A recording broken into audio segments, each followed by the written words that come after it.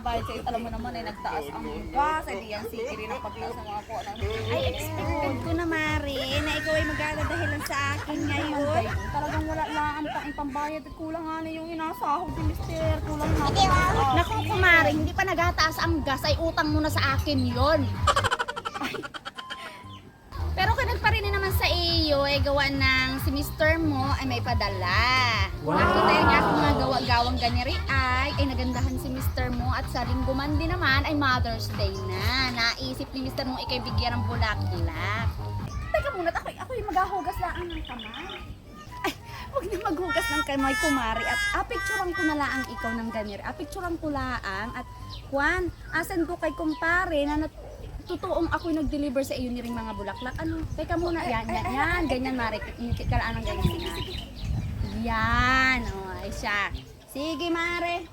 It was at this moment that he knew. He fucked up. Ay, pasaan ka na, Mare? Ay, ako'y mauwi na? Ay, bakit? Ay, Mare, ikaw man din may utang sa akin. Ngayon, yung binayad ng kumpare ay aawas ko na laang doon sa utang mo. Ano, tapos ari ay abinta ko na lang ulit at makakahabol pa naman at sa Sunday pa naman ang ang Mother's Day. Oh, hala.